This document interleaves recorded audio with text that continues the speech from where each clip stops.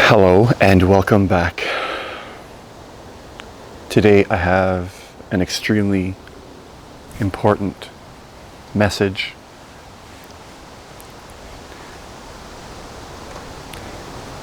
Your thoughts lie on many levels.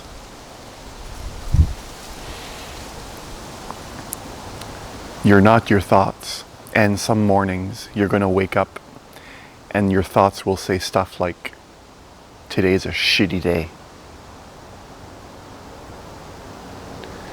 Your thoughts will affirm to you so many different types of reality, and some days you'll take them so personally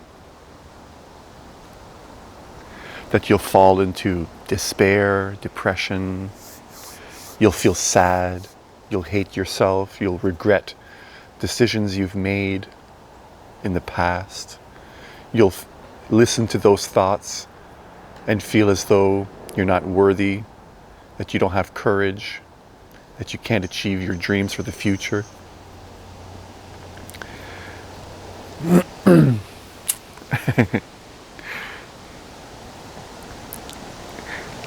Along my journey, along my path,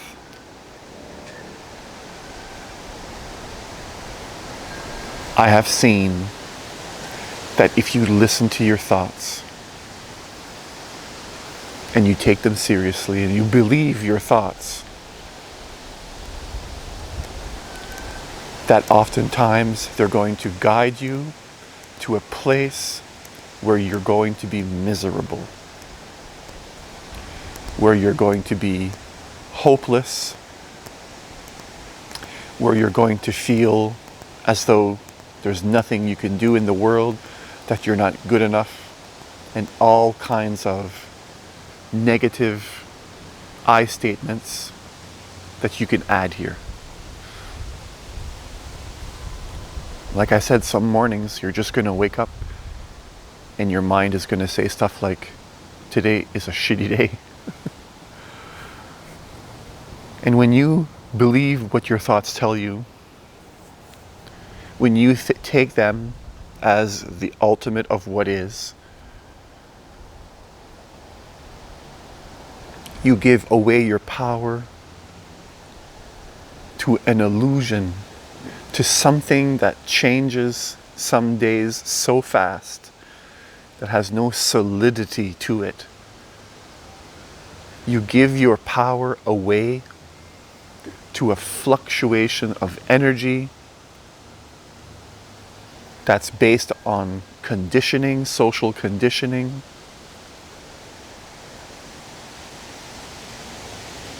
You lose your ability to stand firm on your own 2 feet.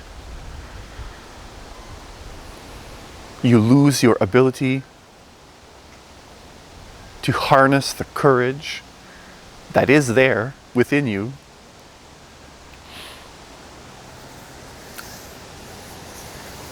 You see, there's going to be things that you like in life and things that you don't like, and sometimes things that you really like, and sometimes things that you really, really don't like. And when you experience something, and when I say you, I don't mean you, I'm talking about the ego.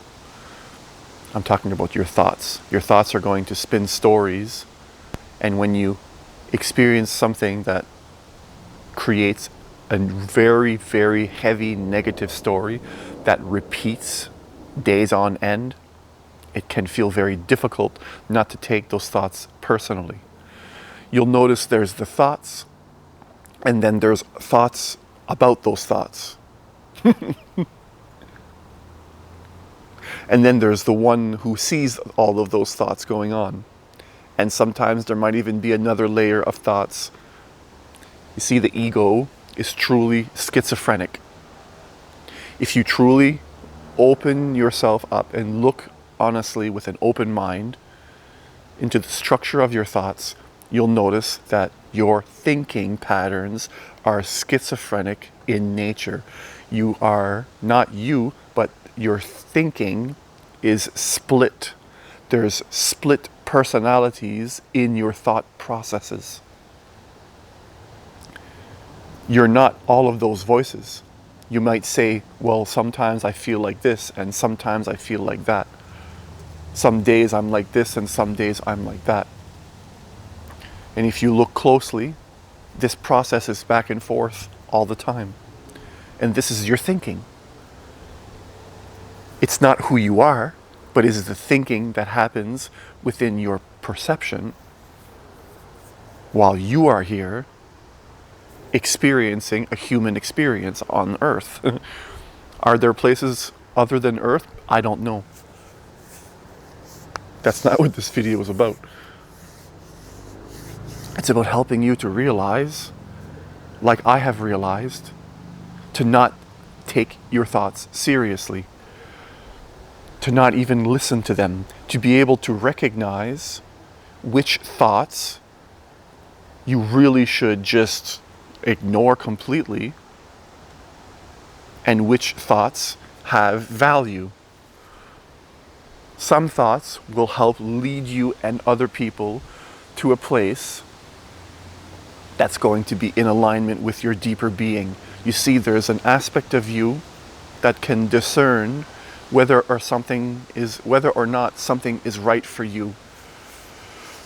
We all have this deeper part of ourselves that's in ultimate agreement. And I'm not talking about the part of us that likes or dislikes situations. But there's an inner intuitional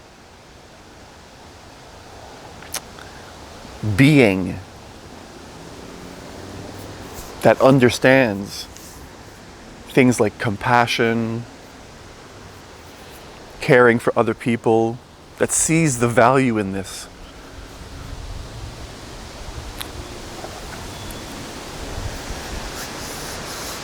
And when you listen to your destructive thoughts, when you don't recognize them as not you, when you don't recognize those thought patterns as what they really are, just a story generated by a dislike, when you don't recognize it as simply thinking, it has this power to have you lose yourself, sometimes for days, weeks, months, and can be years. People can lose themselves in the idea of, I hate this and such group of people, or this and that.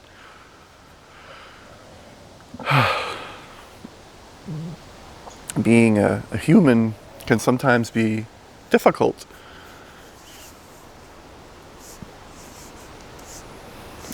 The mind structure that we have here in 2020, people who were born within my lifetime, before, we all share a similar structure of thoughts. And especially if you come into or were born in the Western society, it's very much a me against. It's very much walking on other people's heads to get above others. The idea of success for financial security and greed, money. So the mind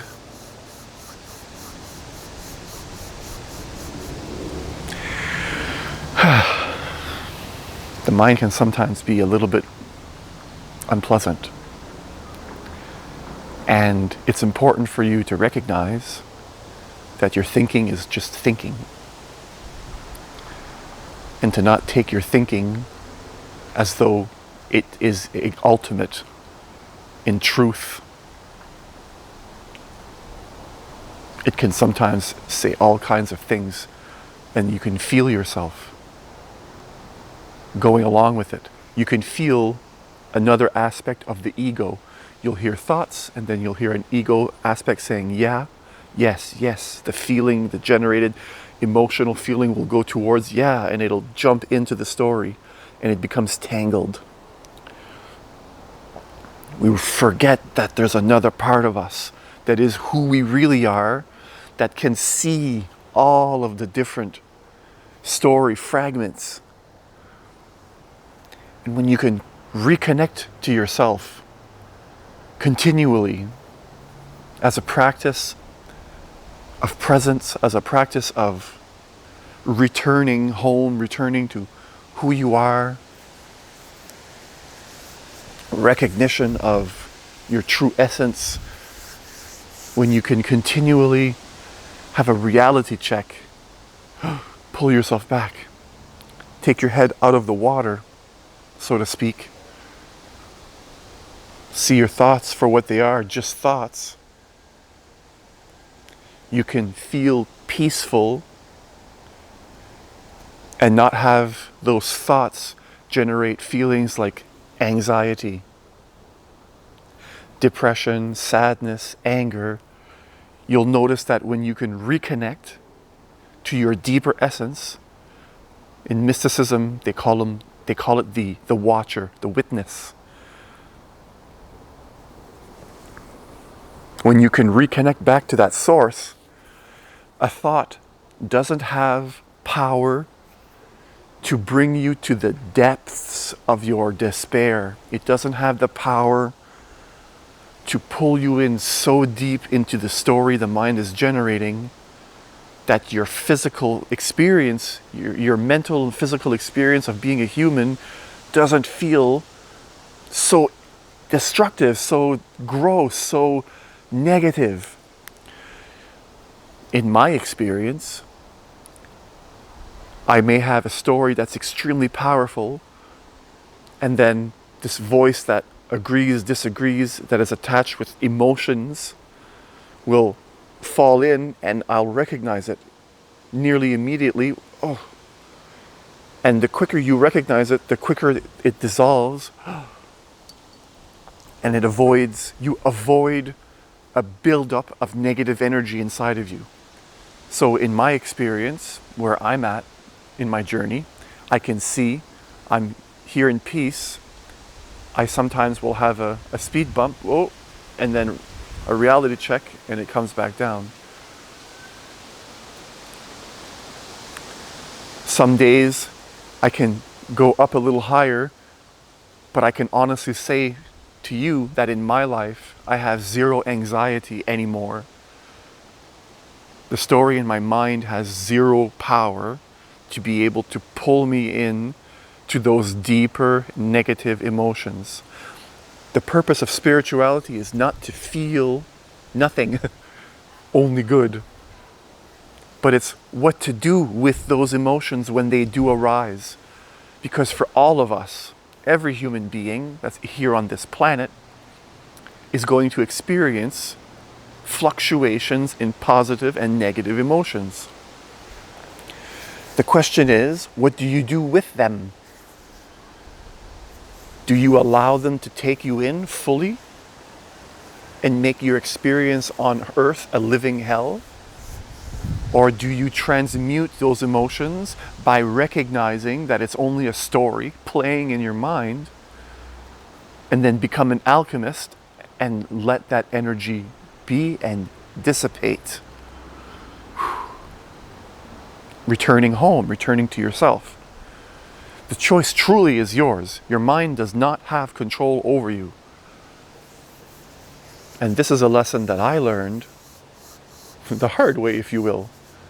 I had to go deep into my mind. I had to go deep into my being and every aspect of myself that I have experienced so far. And this is what I found, that ultimately, as chaotic as my mind once seemed to be, ultimately it actually doesn't have any power over me.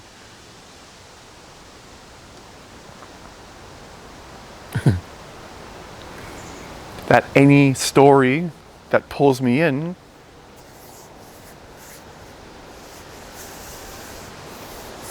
like in the story where a master gave a king a ring, when the king asked him to give him what the master had, the king wanted his power, the ring said, "All things shall pass." And I've seen this in myself, in the recognition that all negative emotions and positive emotions eventually simply pass, I've been able to let go of the clinging on negative emotions, because that's a habit, and clinging on positive emotions, because that's also a habit. I've learned to enjoy both, because the negative experiences in my life are a doorway to the positive ones. I've found that I'm able to be grateful for those days and those experiences, those people who bring in my life what I once would have called a negative experience. I can be grateful to them, because if it wasn't for them, I would have nothing to practice on. And my practice is one of peace. My practice is one of love and forgiveness and understanding. These things can sound a little cheesy until you've experienced them for yourself. Another word for all of these words I've just mentioned is freedom. Inside yourself. So ultimately, people that bring negative, challenging situations in your life are giving you a key to open a door, that which you can use that key to open a door to your own inner freedom. On the surface, it may seem negative and destruction, but on the inside, it's truly magical and can lead you to depths of freedom inside yourself that you never knew existed. So embrace every challenge, not as a negative, but what can you do with it?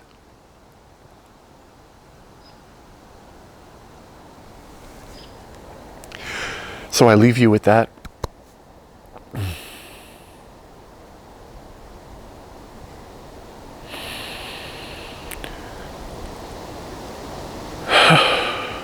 Wherever you are around the world, whatever time it is that you're watching this video, thank you, thank you, thank you.